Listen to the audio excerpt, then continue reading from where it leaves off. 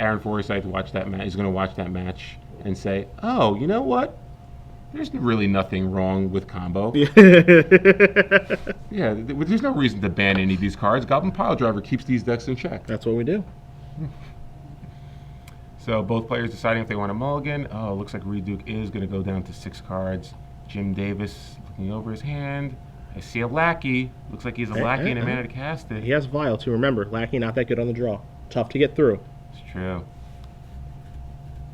Everyone's favorite 1/2 Golgari Elf, also making it even more difficult. So Jim's still debating whether or not he wants to keep this hand. He has to make a decision before Reid draws his 6-card hand, though.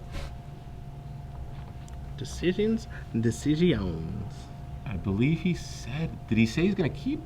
Not sure. I'm not sure. It looks like he's still analyzing. Yeah. All right. Okay, he just so said I keep. He just muttered. So it is a tough one, but he knows his deck better than anyone else. So he knows what he's doing. I agree with you, though. It might be one of those things where he's like, all right, I have turn 1 Lackey, but I am in the draw. I'm playing against L's. Might not be able to get it through. Is it enough? Does he? Is it He's got a Vial. He has a Vial too. Is this a 1-land Vial hand though? That's a good question. Maybe that's what he was debating. You know, he knows he's not playing against a deck like Rook Delver. So Reid's going to go down to 5 cards. This is huge for Jim, especially in game 1. This is the game before he gets access to Pyrokinesis. Yeah, if there was a game that Jim needed a little help on, it's probably game 1. Yeah. Because like we said, being on the draw against a deck like Elves, I actually think Elves is probably a little bit favored game 1, particularly if they're on the play. So let's see if Reid can muster any kind of offense with only 5 cards. It's important for so many reasons, too, that Jim wins game 1, because game 3 being on the play turns Lackey back on. Yeah. The Lackey Incinerator draw, the Lackey Pyrokinesis, your guy, get through, maybe put Sharpshooter in, that's it. Stuff like that. Being on the play for game 3, looking to the future, is huge for him, but winning game 1 helps him get to that point.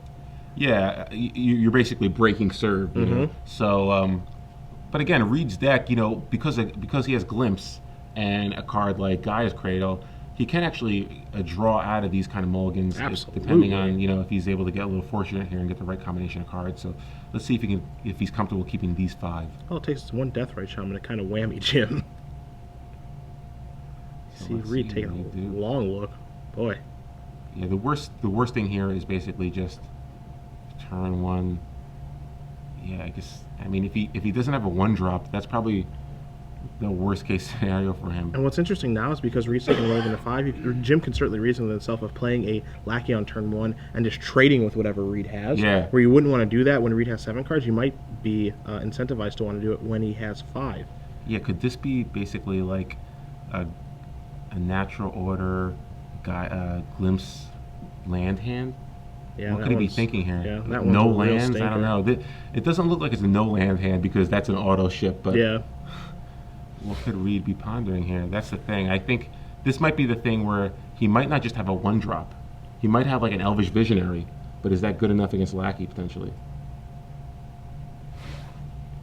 So it looks like we have a Windswept Thief, and he just, okay, Windswept Thief go. Windswept Thief can get a Dryad Arbor, so that is a potential blocker for Goblin Lackey. Looks like Jim's got a lot of Goblin Lackeys. I think he's got 3 Lackeys and a Vial in his hand. He's going to start with Scalding Tarn.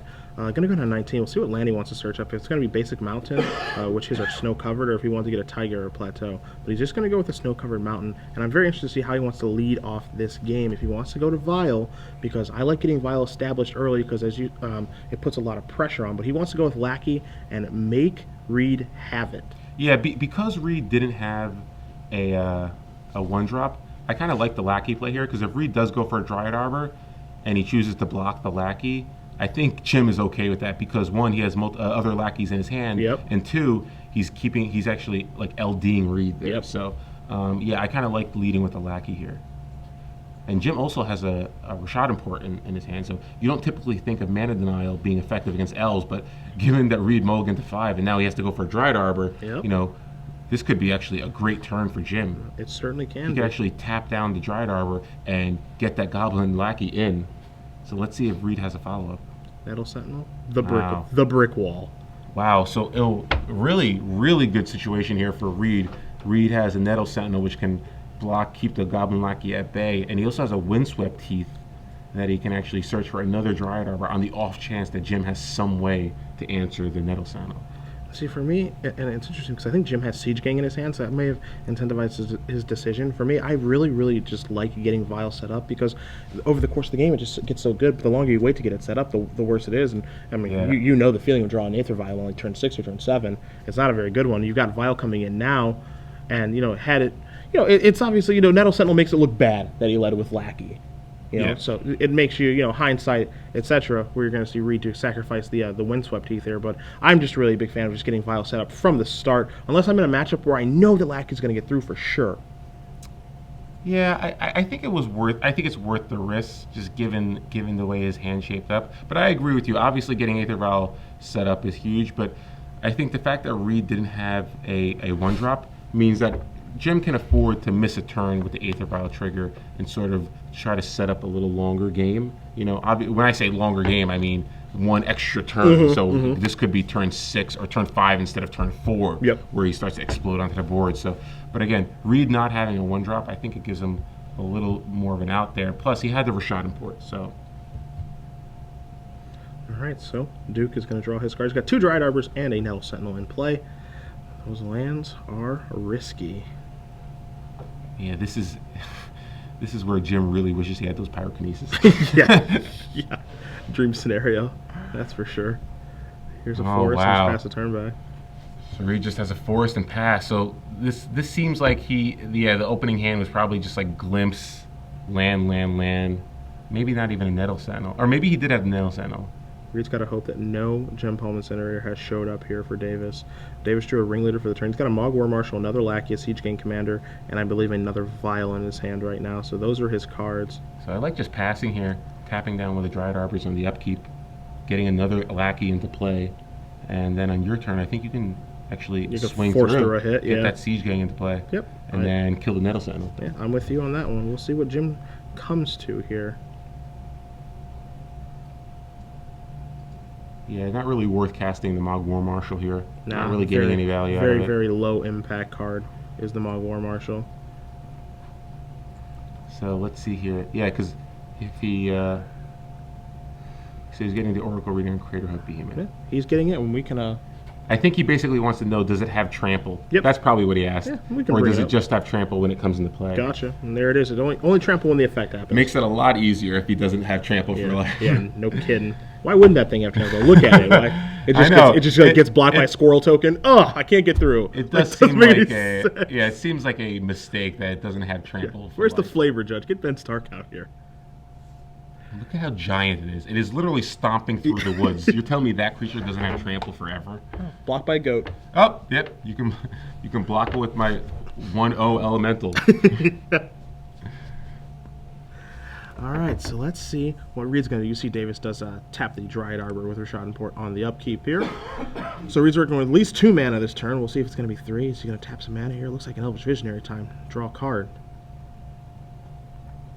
So yes, unless Reid has another land and another creature, it looks like those one of those Goblin Lackeys will get through.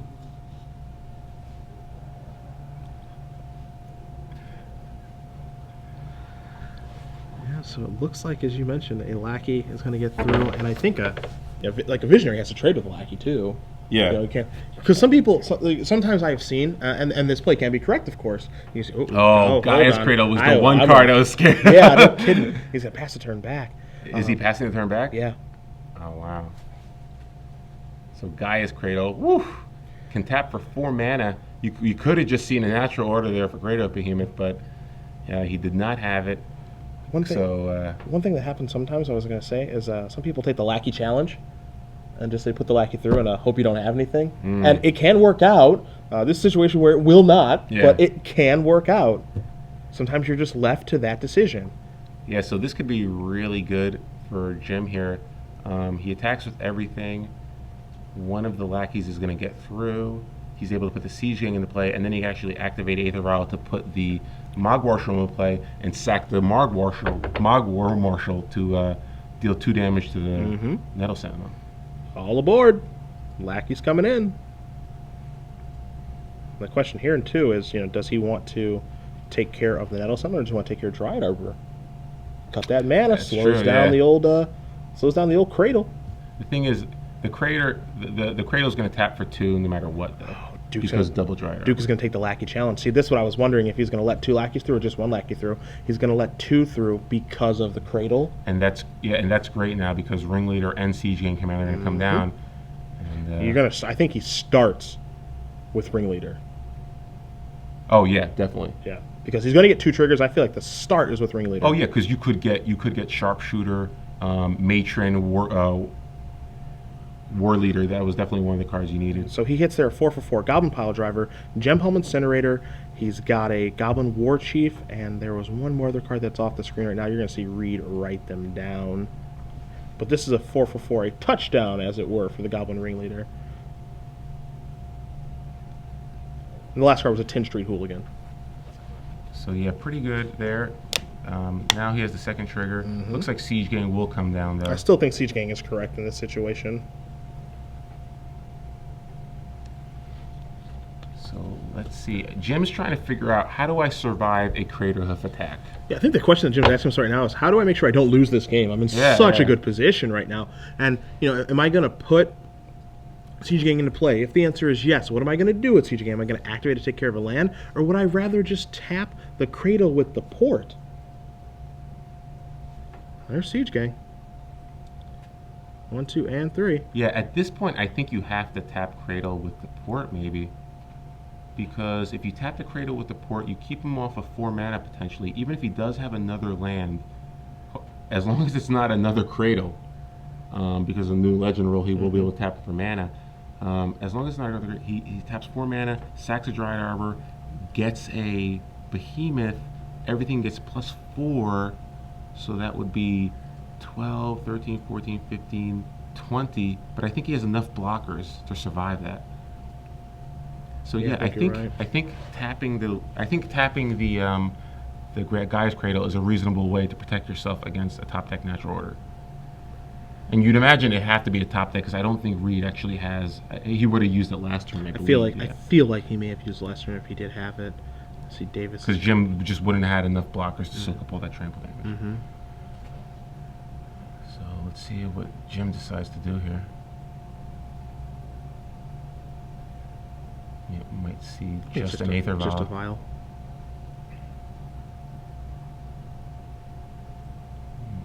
Yep. So that's what it's going to be. I'm really interested to see what he's going to do with that 2 mana. Is he going to port? If he is, what's he going to port? Is he going to use Siege Gang? If he does, what's he going to Siege Gang? Yeah, so it looks like he is going to port. And yeah, I like this play a lot. He did the math. He knows as long as it's not, you know, Cradle natural order, which seems like it would have to be. It seems like it's probably unlikely, but it would have to be Cradle natural order probably for Jim to lose this turn, I believe. So let's see what Reid can do. It's also unlikely that Reid actually has natural order in his hand. Yeah. He would have to probably draw it this turn. You see, the thing about this matchup that I was going to bring up when we were discussing it is it feels like you're walking on eggshells the entire time if you're Goblins. Look at the position Jim's in. Yeah. And he's just thinking to himself, I could die. Yeah. What could happen? Reid mulliganed to 5, and Jim was able to go turn 1 Lackey, turn 2 Lackey Vial, and even get a Siege Gang into play, and he's still walking on eggshells. Like, it's still that nerve-wracking. Absolutely insane. This is... I would love it to see if this is just posturing by Reid, he's just doing all the math, and he actually goes Gaia's Cradle natural order. Because that, I believe, is lethal. Because the second Gaia's Cradle, he can actually just tap that and sacrifice the Dried Arbor. Yeah. And then he'll have 3 attackers. Having a total of 4 attackers is really the difference here. Yep. If he's forced to just play a land in natural order, he doesn't have enough attackers, I believe, to be lethal.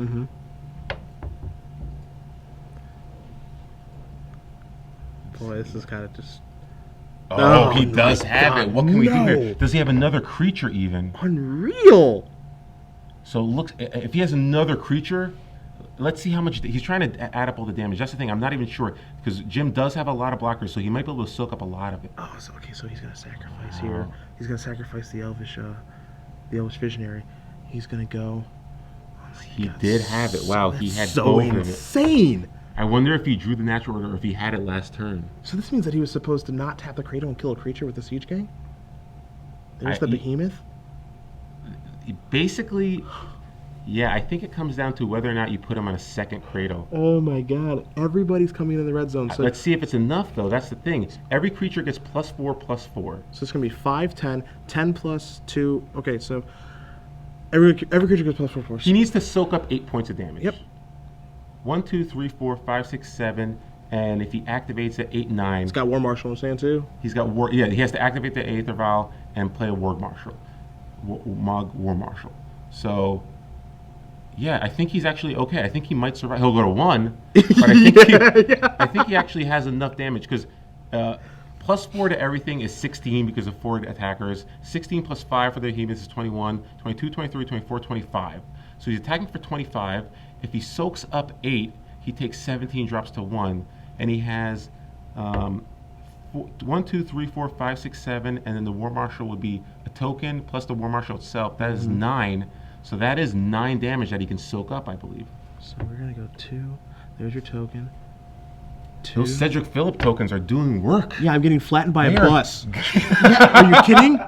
Hey, you're getting flattened by a bus, but there is going to be one of you left over because of the War Marshal. It's all for the cause. And you still got those 2 you guys still got those 2 lackeys in play, and thank God that ringleader hit 4 for 4. Yeah, no That kidding. makes a huge difference. The other thing that we're not even keeping into account is that Jim might be able to kill him on the swing back. Oh well, He has a War Chief and a Pile Driver He in has his hand. War Chief and Pile Driver. Yeah, that's right. 2, 3, 4, 5, 6, 7. He needs to make sure he does this math 1, right. 2, 3. Wait, 1, 2, 3, 4, 5, 6, 7. I think he would take 18 trample. I believe. Let's do the math. All right, so we've got 2 5/5 Dryad Arbors. We have a Behemoth that is a 9/9, and you've got Nettle Sentinel, which is a 2, 3, 4, 5, 6, 6. So 10 plus 9 is 19 plus 6 is 25. 25 damage is attacking. 25 minus 18 is 7, so he's got to soak up 8, as you said. And then you look at the defense that Jim has in play. Let's hope he blocks correctly. Right now, it looks like that Siege Gang is not blocking. Yeah, that's what it looks like to me too. And if that's the case, assuming that our life totals are correct, this could get ugly in a big way. It looks like he's setting everything up right. But right now, he's got 2, 3, 4, 5, 6, 7. So Siege Gang's got to join the club. As long as our life totals are correct. Oh boy. 1, 4, 5, 6, 7. It looks like 7. Yeah. Okay, Siege Gang coming in. Yeah, it looks like he doesn't have to block with all the tokens. So yeah. 4, 5, 6, 7, 8. There's your 8. Now you just got to spread the blockers around. Of course, Yeah. can't team block on everything. And you see, yep, that's exactly what he's going to do. The smart thing here too is he's going to make sure that he kills some things with the way that he's blocking. Yeah, and I agree with you. I think he actually kills Reid on. If he survives this turn, I think he kills him on the swing back because he upticks Aether Vial, Up to 3. brings it to 3, puts that War Chief into play. Then he goes Pile Driver, other creature, and he's attacking for 2, 4, 6, 8, 10, 11, 12, 13, 14, 15, exactly 16 at least. And if Reid had a follow-up creature, like another 1-drop, he would have cast it before the Behemoth. For the came into Behemoth, play. yeah. So he shouldn't have a follow-up. He shouldn't have a follow-up. The smart thing here too is that Jim is making sure he blocks Nettle Sentinel in case he has a follow-up because Nettle Sentinel would untap. Yeah, in case he has even if it glimpse, yeah. a glimpse could untap the Nettle Sentinel. So a smart play here from Jim. He's dumping everything in front of Nettle Sentinel to make sure it dies so that he can kill Reid on the swing back. So Reid is going to, obviously spread the damage. He's going to do 2 of the Siege Gang, 2 of the Ringleader, 1 and 1. And then, the things are going to trample over here. But as you mentioned, Jim should end this turn at 1 life. Yeah, very, very smart play here from Jim because obviously you figure if Reid did have another creature, he plays it before the Behemoth comes into play, so he guarantees kills Jim this turn. But Jim realized one card he could have is a Glimpse of Nature. So if he does have a Glimpse of Nature, he's able to untap that Nettle Sentinel and still have a blocker for that Goblin Pile Driver. All right, stuff the one down. So, yep, it looks like Jim is going to survive. He is left with, I believe, did the War Marshal die or no? Doesn't look like it. So, yeah, it did die. Yeah. He gets a token. Up to 3, up to 1. He's moving quick now. I think he knows he's got him. Yeah. Wow. This game's insane. This is a mulligan to 5. Are you kidding me? So, we Siege have Gang another number Siege 2. Gang commander. Not really going to matter. he can just doing all the math in his head here. The War Chief. So he has to get that War Chief into play first, Yep. so everything costs cheaper. So here's the War Chief. Now Pile Driver only costs 1 red. You see him adding up damage. How about P. Diddy? Yep, he can There also he is. cast the 10th Street Hooligan if he chooses, but it looks like he's not going to. So you see Goblin Powder is going to get 2, 4, 6, 8, 10. Correct? 2, 2, 4, 6, 8, 10, 11, 12, 13, 14. So, okay, it's going to get plus 10. So 11 for the Pile Driver alone, 12, 13 for the War Chief, 15, 16, 17, Yep. 18. It's See exactly ya. 16. Yep, that is it. So Jim Davis is going to win At 1 a life. very close game number 1. You see Reid smiles. I almost got it. I almost stole that one. Reid buddy. Duke on a mulligan to 5 almost stole that game. Wow, so close. And we were talking about it too. We're like, well, Jim Davis is probably going to take the line to, tap a cradle, because if he really just has, he really probably needs, the only way Reid can realistically win this game if he has a cradle and natural order. And he probably has to top deck one of them, because if he had natural order, he would have used it last time. So, sure enough, Reid did actually have that sequence of cards, and Jim took the same line that we would have taken. Yeah. I think he kind of thought it through, and he's like, oh, it's unlikely that he has natural order, and even if he top decks it, he still probably needs a Gaia's Cradle in order to be close to killing me. But either way, it didn't matter. Reid was 1 point off from actually being able to do lethal. One creature off. One creature off, yeah. That's what he took. We're going to bring back to the booth here, my friends. We're going to come back to this match in just a minute. Trust me. We'll be back there in just a second, but we got to give you guys away 6 months of premium. So very simple. OSIP's going to ask you guys a question, and we're going to ask you to hashtag your answer with the hashtag of SCG Premium on Twitter. And again, we are going to announce the winner of this at the conclusion of our semifinals. We're going to select one winner of the group of people who do get it correct. So it is about accuracy, not speed. The question. Do it up. The question for 6 months, 6 months of Star City Games Premium. In Reid Duke's list of elves, he has 4 copies of a legendary land that are very good, in particular in elves. Yeah. And actually almost helped him to possibly almost win that last game that we just saw. So what is the name of the legendary land that is in Reid Duke's elf list? 4 of them. 4 copies. You can name that card, hashtag your answer with the hashtag of SCG Premium. And again, we will announce the winner at the conclusion of our semifinal match. We'll select one winner from the people who do get it correct. So it is about accuracy, not speed. So take your time, as we're going to take a look at the sideboards here. And we are going to start with Reid, who is looking at Jim Davis's deck list right now. And as he's doing that, he's noticing that there are some pyrokinesis that are coming in over there. Can he do anything about them? That's the question. Well, he can't really do anything against pyrokinesis. I mean, he has 4 copies of Thoughtseize. Maybe he wants to bring those in. He also has Cabal Therapy. Against a deck like Jim's, I mean, I actually don't think it's unreasonable, because if you're able to get cards like Gem Palm Incinerator or really Goblin Ringleader out of the hand, I actually think it's a reasonable card to bring in. Just because Jim's going to be boarding in cards like Pyrokinesis, maybe you want to just take him out and go for the Progenitus plan. So I kind of like just going for the natural order Progenitus plan against a deck like Jim's, because Jim really doesn't have an answer to Progenitus, like most decks don't really. So, Yeah, really. yeah, if I was Reid, I think going for the Thoughtseize, Cabal Therapy probably not needed. Obviously, you can randomly get lucky, but I think Thoughtseize Progenitus Natural Order is probably a reasonable line for Reid to take. He does have 2 copies of Abrupt Decay that he can also bring in to sort of make sure he doesn't get into a Sharpshooter lock. Yeah. But in general, I think his best game plan is just try to win by getting a Natural Order on Progenitus. Obviously, Craterhood Behemoth is another thing that he can natural order, but when your opponent's bringing in cards like Pyrokinesis and he already has cards like Sharpshooter, I think it's probably difficult to kind of win with that Behemoth. And even we saw it in that first game. Jim was able to just amass too many tokens, so Reid wasn't even So lethal. close. So So close. Yeah, I think Reid just being able to go like turn 3 Progenitus, I think that's a safe line to take. And if I was him, I would probably go for that. Well, we've already brought this up ad nauseum here, but Jim Davis, 3 Pyrokinesis, those are a lock to come on in. The rest of the cards, I don't think you're going to see a lot of these. 3 Elemental Blasts, certainly not. 3 Thalia Guardian Thraben.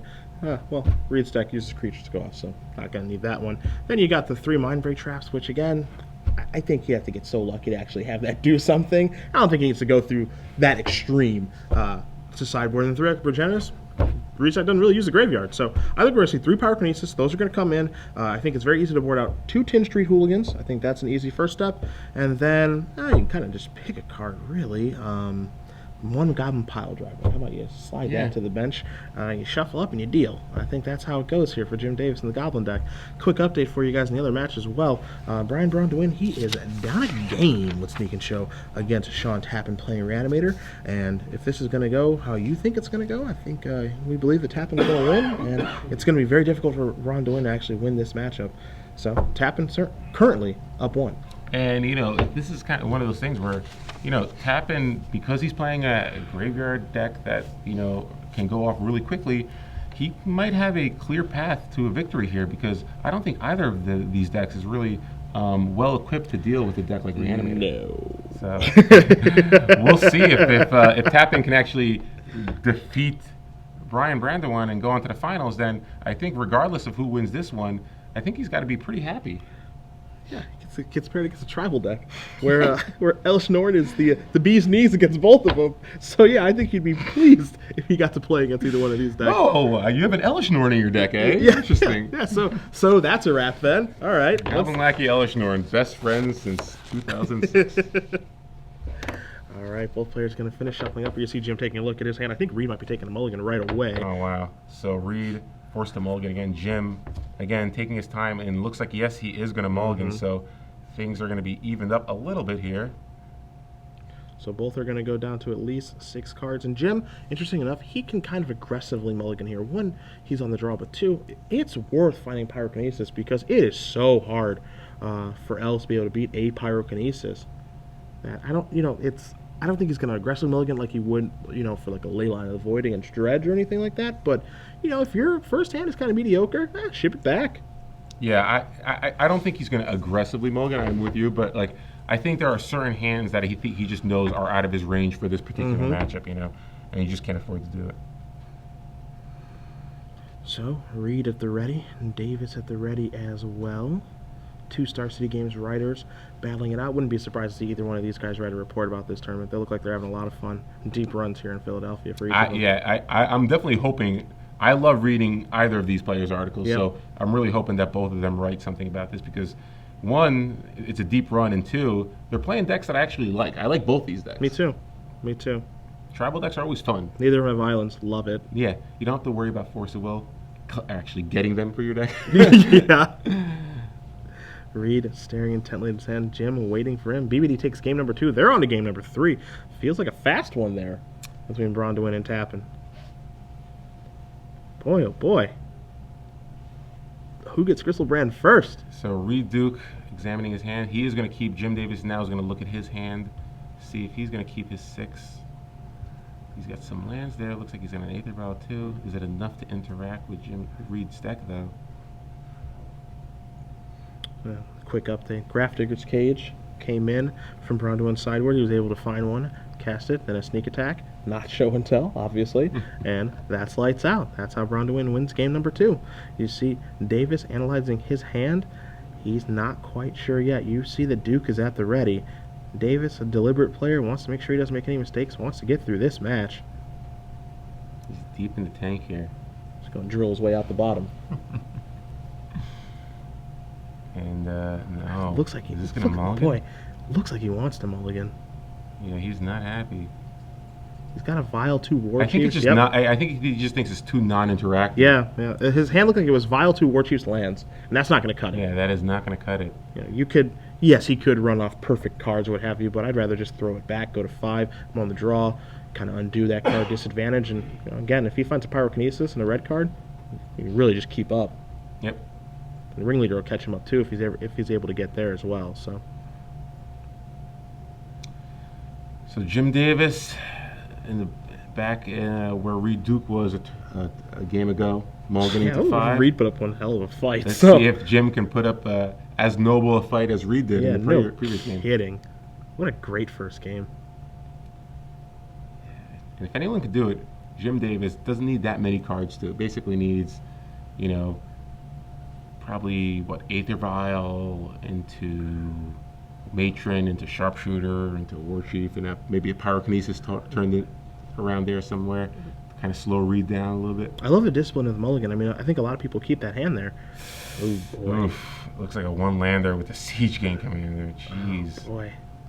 He does have multiple gem palms, but he does have a one-drop to turn him on turn 2. Yeah, and he's just kind of using his cyclers, it looks like. You see Jim taking a good hard look at this one. This one's even more difficult. I think when it lands a fetch land, I think he's got, as you said, a couple of incinerators over there, a siege gang, and a mystery card. He is not thrilled at all with this. Is he going to go down to 4 cards? At this rate, the other match might be done before Jim's done resolving his mulligans. Yeah. the speed at which Reanimator shows that. I think his other card might be a sharpshooter too, so that might be wow. super appealing. On the draw, if I get a second land and I can cycle to get to third and to get a sharpshooter, can I pull it out on the draw, or is Reid just going to kill me on turn 4? I mean, elves can easily win on turn 4. Yeah, I mean, with the greatest of ease. Yeah, so Jim ships it back, and he's going to 4 cards here. Wow, quite unfortunate for Jim. Has to go to 4 cards. At this point, you wonder what combination of cards is he going to need here. 3-land shooter. 3 game. 3 lands. Okay, 3 lands shooter. That's not actually game, but you it's a decent start. You draw pyrokinesis. All right. Play your land. You draw a random red card. Pitch it to pyrokinesis. Turn 3 sharpshooter. I like it. Yeah. Perfectly reasonable. Let's see if that happens. I mean, the thing that's important here is that there's actually a series of cards he can draw to win on a mulligan of 4. You know, like that's the nice thing for Jim. Like, you know, he's mulliganing. It's unfortunate, that stuff. But there is a series of cards that he can draw on a mulligan of 4 that you just mentioned where he can win the game. Yeah, I hope it's 3-land sharpshooter so things are interesting. Let's see it.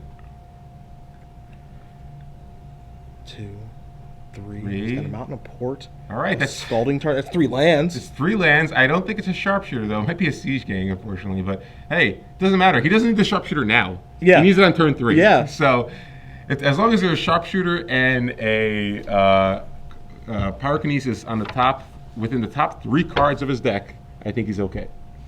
We're underway. Duke gonna get a Verdant Catacombs. Sacrifice that, go to 19, Forest, and a Zenith for the Dryad Arbor. So a little ramp here, and you know, he could be in good position for that turn 3 Progenitus. Yep. And that is lights out. Gem Palm Incinerator to start. So yeah, it looks like it is 3 lands, Gem Palm Incinerator, and Siege Gang Commander. So Jim does have a Rashad and Port, so he has a way to kind of interact with Reid in the early game. But again, Rashad and Port not the best card against elves. Certainly not. But you know, at least it gives Jim something to do on turn 2, as opposed to just cycling that Gem Palm Incinerator. Gives him options. So Reid, do that mana acceleration, the Green Sun Zenith, getting the Dryad Arbor. We'll see what his turn 2 is going to look like here. And let's not forget, Reid did go to 6, so it's you know, there's a chance that Reid's hand isn't necessarily stellar either. Yep. Okay. Interesting. Glimpse of Nature. So we're looking at cantrip here. Hiya! Nettle Sentinel. And you get at least 1 card here. Does he have a land and another creature to cast, or is this going to be a pass back? Looks like he might have another spell. He's thinking about it. Yep, it's going to be Windswept Heath. Okay. Search for another land. Yeah, see what land he wants to search up. Is it going to be the Bayou? It is. Yeah, so he's getting a Bayou here. And let's see, Bayou. Does he have another drop? Does he have a Thoughtseize? Did he bring in Thoughteize here? Yeah, not sure if he's sideboarding the discard in. And yep, there's a Heritage Druid, so just another card. So pretty good turn for Reid. He gets both Nettle Sentinel. He's got basically the combo Nettle Sentinel, Heritage Druid in play. Doesn't have a third elf here, but he drew 2 cards off both of them, so good chance he's going to be able to generate plenty of mana next turn. So Rashad and Port is effectively irrelevant now. You see Davis immediately search out the plateau. That's very telling to me. He could have searched out a basic mountain here, like he did in game 1, but he immediately searched out the plateau, which leads me to believe that he boarded in Thalia. Wouldn't surprise me one bit. Making those natural orders cost 5 mana. Making Zenith costs more mana. Draw a card. It's a Goblin Matron. Yeah, so Jim's hand's just a little too slow here. Doesn't look like he's going to be able to interact that much. But again, Reid. It's time to port. Take care of the Bayou. Reid could potentially, like, just let's see what Reid has. It looks like he has another Glimpse. So Let's see how much he's going to be able to draw this turn. Does he have enough creatures to start going off?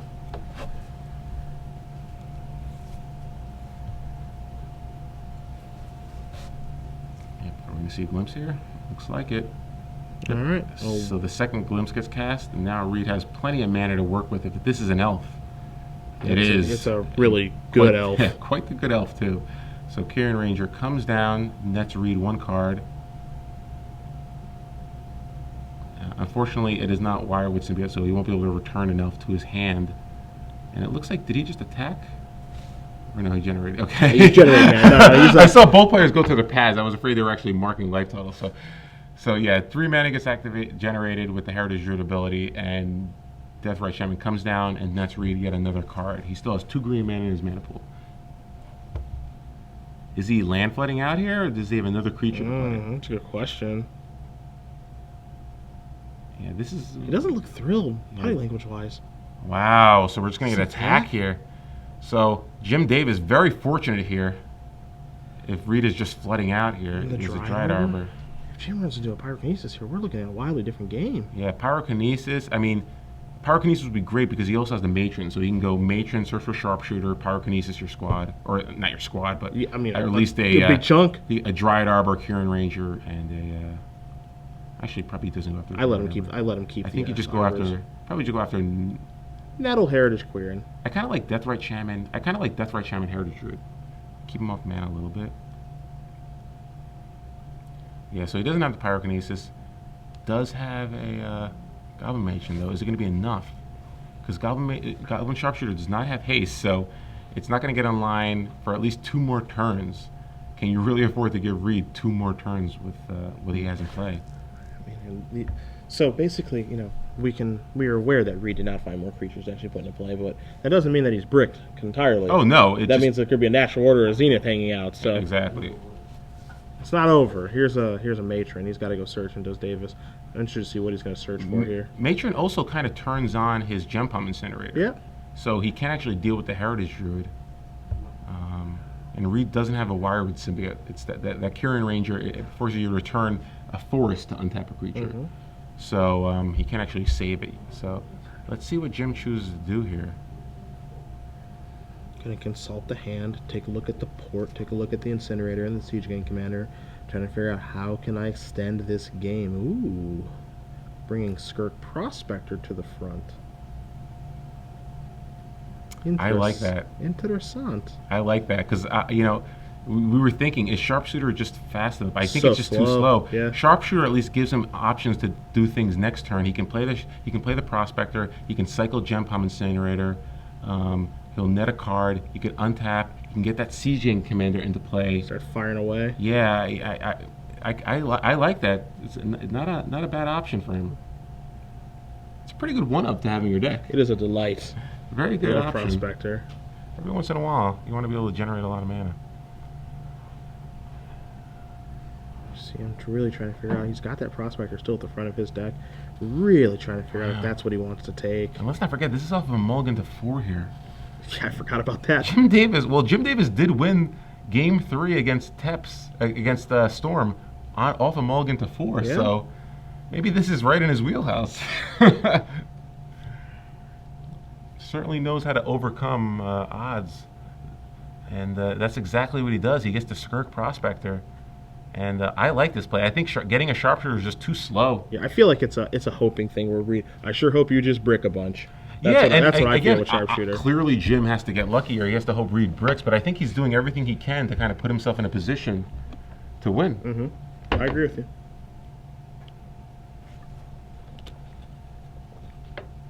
So let's see. Reid is going to untap here. What are the last 2 cards in his hand, though? Obviously, they're probably not creatures. If it's a natural or at least order, creatures he could have cast last turn, because he had access to 2 mana. I think he had access to 3 mana, so if it's in natural order, that's great. Yeah, if it's natural order, it's game basically over. a game, yeah. Assuming that Reid's hand isn't like natural order, behemoth or something like that, But I think if it's natural order, I think we would have seen Reid cast it. If it's natural order behemoth, I think he could actually cast it. I think he'd actually cast the behemoth. Yeah, he could actually cast behemoth. You're right about that. So if he has behemoth and grip, it's actually still doing just fine. But Can't quite make out the cards that is hanging out in the Duke's hand.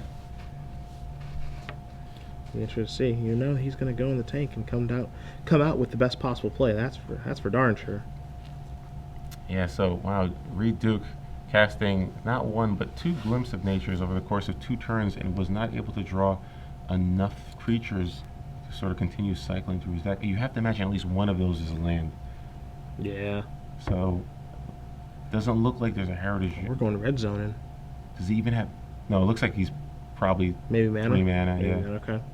Generating 3 mana, so he's got something to do here. Green Sun Zenith, perhaps? Your guess is as good as mine, man. 3 mana. He's access to... He could do 7 mana. 4. Return a forest, untap a creature, untap the Deathrite Shaman, get another mana. That is an Aquarian Ranger here. So he adds a green, so he's got 4 green mana floating. He's going to untap with Aquarian Ranger, return a forest. Hasn't played a land yet for the turn. Play the forest. Yep, so bunch of mana. Behemoth. Yep. Behemoth, there it is. Untap the Nettle Sentinel, trigger, jeez. That's it. That's That so is much more damage. than enough, yeah. 1, So- 2, 3, 4, 5, 6, 7. That is 21, 26, 28, 29 damage. Yeah, that's it. All right, Reid Duke is going to tie this matchup up against Jim Davis. Elves versus Goblins. It's a tribal affair. They're going to go to a third and final. You see Jim immediately reaches for a sideboard. Interesting. He's going to shuffle it in. He might. Yeah, it's Big funny. sigh of relief for Reid there. Yeah. Yeah. Jim immediately shuffles in his sideboard. Doesn't want to give away any information, which is a play that everyone should make, but not everyone does. Just shuffling and everything. You see him pulling Relic to the front, like, that's not staying in, and all this stuff like that. Get that other Relic out of here. But he's trying to conceal as much information as he can. Thalia coming out. Maybe he searched for that plateau to bluff, like, I got Thalia I'm going to play. Yeah. You know, I like it. I like it. Concealing as much information as he can. Looks like at least one more Mog War Marshal's coming out, too. Yeah, there's your Red Elemental Blast. Get that thing out of here. You're not playing blue cards. Bronduin and Tappan still battling out in that Reanimator versus Sneak and Show match. I'm surprised that match is continuing to go on. I thought for sure, given the fact they're during Game 3, that would have been over like at least 10 minutes ago. Yeah, no kidding. Those guys are battling out to the death. Big monsters coming in and out of play. Anybody's game. So, yep, looks like Jim doesn't look like he changed up anything that he was doing for Game 2. So Jim's going to be on the play now in Game 3.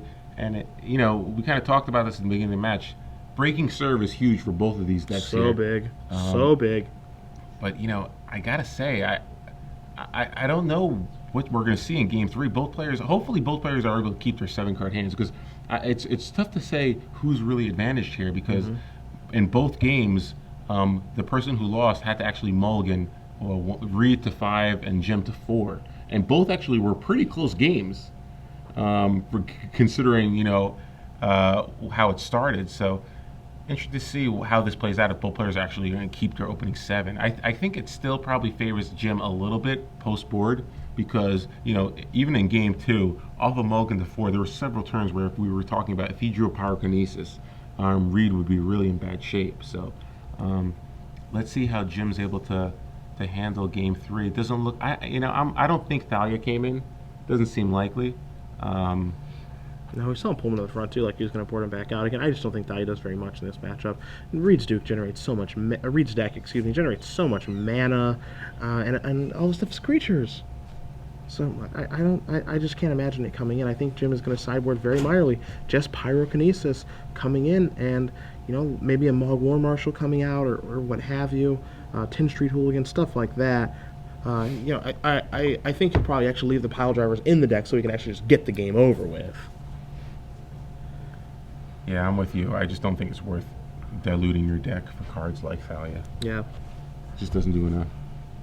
If you guys are just joining us, we do appreciate it. Cedric Phillips, Osip Lebedovich here. Star City Games Open Series has made its way to Philadelphia. We're almost on our way out, actually, as we are in the semifinals here. You guys can join us on Twitter as we finish up the semis and the finals before we do crown a Legacy Open Champion at SCG Live, hashtag SCGPHL for your tweets as we watch Reid Duke, the Platinum Level Pro, versus the Goblins Mastermind and Jim Davis. These guys are battling out in a tribal affair. If you look next to Reid, you can see Brian Bronduin. He's battling Sean Tappan in a Game 3 of Reanimator versus Sneak and Show. A star-studded top 8 tonight with just some insanely good matches. Yeah, a lot of players with a lot of success, both in the Open Series and in the Pro Circuit. So, um, definitely have. It's definitely interesting to see both players kind of play this matchup because you have two tribal decks, two different, very different strategies, and both players kind of know their decks really well. So this is exactly the kind of match you want to see in the top 8. Just high level Magic being High played level right now. Magic, yeah. A lot of decision making. Yes, absolutely. Davis on the play this game. We are being informed that Sean Tappan has a Gristlebrand on the battlefield against Brian Bronwyn right now. Don't know if that spells game over, but most of the time Gristlebrand does. Yeah, it's hard to say with a matchup like that because our director could just be slow rolling us and not tell us that there's also another Gristlebrand on the other side of the battle. What we don't we don't really know. We have no idea. What we don't know is that Brian has an Emrakul out on the table. Jim Davis is going to start off with a Goblin Lackey. And Reid, do you have an answer? Now, your deck is full of them. Yeah. But do you have a blocker? Do you have Deathrite Shaman? Do you have a fetch land for Dryad Arbor? How are you going to stop the Lackey? So, thankfully, both players kept their opening hands. So we're going to see a real game. We're going to see a real game here. Oh, yeah. Jim Davis has his signature Goblin in play, turn 1, Goblin Lackey, exactly what he wants to do in this matchup. Reid Duke, what is he going to do? He obviously has plenty of creatures that he can play on turn 1. Is it going to be a... will Jim have a Gem Palm Incinerator actually to clear the way, or does he have a Pyrokinesis to clear the way? That's the 1-2 step if it's Gem Palm, assuming that Reid doesn't have Deathrite Shaman, because that thing's a 1-2 for God knows what reason. Deathrite Shaman. Actually, I actually know the reason why it's a 1-2. Why? And we could talk about it after this match. Wow. Okay. Oh, Finn Hornell. I was told by someone in development why Deathrite Shaman is a 1-2. And it's actually kind of an interesting story. All right. It's very stupid, but... Is it Incinerator? Ooh, a Matron no. off the top. All right, so it's not Incinerator. Davis does have a Vial. He's got a Ringleader. He's got a Wasteland. He's got plenty of stuff to do, but he can't get through that Finhorn Elf right now. So the question you have to ask yourself is, do you make the trade? Well, I think I think Reid is going to obviously block here, and he specifically played the worst elf in his deck in order to make that trade because he knew it was going to happen. Now Davis is going to play this, and he's going to Wasteland him. I like it. I like that play by Jim. So yeah, he's certainly going to get Vial fine going. Going to get the Vial working now, and he's got a Pile Driver to play on the follow-up turn. I think he's got a backup. I don't think he has a backup Wasteland. I take that back. He also has a Matron though, so he has Matron to go for the Sharpshooter, and Reid because Jim's on the play. Even though that was too slow last game, I think that could be fine in this game. I don't think Reid can mount enough of an offense in order to kind of overcome that, especially with an Aether Bound play. Yeah, I mean, right now it's like we're back at square one. Yeah, right? we're basically just at square one. This is as if Jim had played a turn 1 Aether Vial and said, "Go, here's a Dryad Arbor." So that's more good news for Jim because that isn't another mana elf. So What's Jim draw? Siege Gang Siege Commander. Gang, so You don't sound stoked about that. it's not ideal. But We're going to see a Goblin Pile Driver come into play. We'll see exactly what Cavern's naming. Likely to be Goblin, but we will get confirmation from our table spotter as Davis is going to pass the turn back to Duke. Duke's Dryad Arbor is live now, and we'll see what he's going to do on his third turn, which looks like he's going to start by adding another land to the table. yeah, it's just so crazy how it just might not be enough time because of the kind of velocity that Reid can generate, particularly with a card like Gaia's Cradle. I think Gaia's Cradle is really going to determine whether or not Reid can kind of unload enough creatures into play before Jim can get that Sharpshooter online. So now here's a Heritage Druid. And there it is. Cradle. Oh, boy. Cradle's so good. And Zenith, like for, Zenith for 1. 1. Zenith for 1 or 0? Let's see. Probably 1 to get a Nettle Sentinel. So, back in the day, I know you were playing during Saga. How good was Cradle then? Because it looks insane now. I know Tolarian Academy was the big card, but did Cradle really see a lot of play back then too? Oh yeah. Yeah. Okay. Hey, before my time. Before my time. It wasn't. You played it basically. You just jammed it. You went. Obviously, it wasn't nearly as impressive. Usually, you went turn 1 Pouncing Jaguar, turn 2 like Wild Dogs, Okay. River Boa. Wasn't nearly as explosive, but you know. Yeah, if you guys don't know what those cards do at home, neither do I. I don't know any of those cards. Yeah, Those are all horrible. If you were born in the '90s, there's a good chance you have to look it up on Star City Games Advanced Search tool Yeah. on this stuff. You know, it's actually kind of sad because I do know what all those cards do. Pouncing Jaguars, a 2/2 I Echo for I 1. played plenty of Wild Dogs in my time. Turn 1 Wild Dogs, turn 2 Pouncing Jaguar, Gaia's Cradle, cycle the other Wild Dogs. The classic, the standard. So Vile is going to go up to 2. Davis draws a Scalding Tarn for the turn, but you can tell he's in some trouble now. There's an active Cradle out there. He doesn't have a Porter or a Wasteland to take care of that Cradle, and that means that Duke can generate a lot of mana. Remember, Duke, 2 turns ago, no permanents. Yeah. Nothing. No permanence. Now that Gaia's Cradle, it's, there's a reason it's an expensive card. It's one of the better cards in the format, especially in a deck like this, Oh, yeah. And the new Legendary rule is certainly in its favor as well. It's a very scary card. And this is what I was talking about a little earlier. If you're Davis, you got to a good start this game. You're lucky, didn't get through, but traded with a Finhorn off. Then you Wasteland his land, you play a Vile. You're like, all right, I'm feeling pretty good about myself. Just plays a Dryad Arbor, does Duke, can pass the turn back. All of a sudden, now he's in the tank, walking on eggshells, thinking of everything that could happen next turn. Well, it's crazy. The really obnoxious thing is that, Reid can just have a natural order, and the game could just be over for Jim. Like, that's the thing. So we're being told right now that BBD has been defeated by Sean Tappan, so Reanimator is going to be in the finals. Poor BBD couldn't quite make it, but good showing nonetheless. So now we see a pile driver coming into the red zone. And Duke is going to take it. He could double block. He could just block with Death Ratch. There's a lot of different things you do. No reason, though. You don't want to lose a creature. You're just taking 1. Yeah, just a point of damage. Not going to matter. What's the big deal? So Davis plays the Scalding Tarn. He can cast a Lackey right now if he wants to. It's up to him. Now, the Matron. Yeah, I'm not sure if he has a Gem Palm in his hand. I know he has a Siege Gang and a Matron. Can't make out what the Ringleader's last one. So he has a Ringleader. Yeah, no Gem Palm. So let's see what Jim does here. I think you have to cast the Matron here. The question is, what do you go for? Because again, this might be a situation like last game where Sharpshooter's just not fast enough. Yeah, we could be in that spot here. You see Jim's going to sacrifice the Scalding Tarn.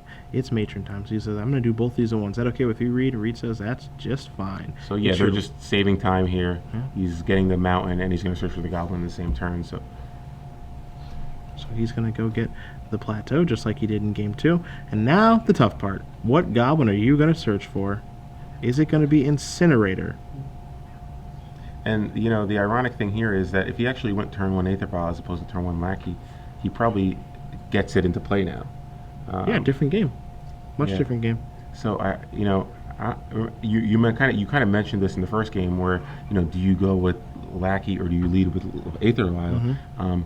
Maybe he should have led with Vial because the odds of the Lackey hitting are so low. Yeah, I'm a big fan of leading with Vial in this matchup. Just as you mentioned, getting through with Lackey, you actually have to hit him with the 1-2 punch of Lackey into Incinerator. That's the way that you get through. Yeah, it's a tough play, but basically what happens is Reid goes Finhorn Elf go, you go Lackey Wasteland. So it's the exact same situation, but Reid is left with the Finhorn in play, except your Aether Vial is ticking up. Yep. So you're creating pressure. You're creating pressure that way. So now Jim's going to get Goblin War Chief, and he's going to pass the turn back after Reid finishes shuffling his deck. So Reid's going to untap with a whole bunch of mana on his 4th turn. So he's access to 1, 2, 3, 4. If he has another elf, suddenly it jumps to like 8. Yeah. It's terrifying. It's absolutely terrifying, the things that are possible this turn. You just cast the Crater of Behemoth. Looks like he does have another mana. He has a Windswept Heath here. And he is crafting, and it's never fun to be sitting across from that and watching that mind work. Here's Windswept Heath to start. Duke going to go down to 17.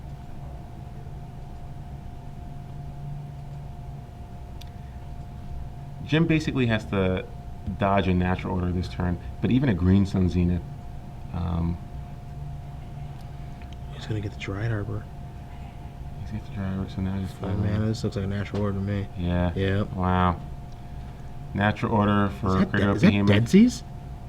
That is plus 16, 21, 22, 23, 24. Yep, Wow, that is enough Jesus. damage. Sweet God. You know, 5, 6, 7, 8, 9.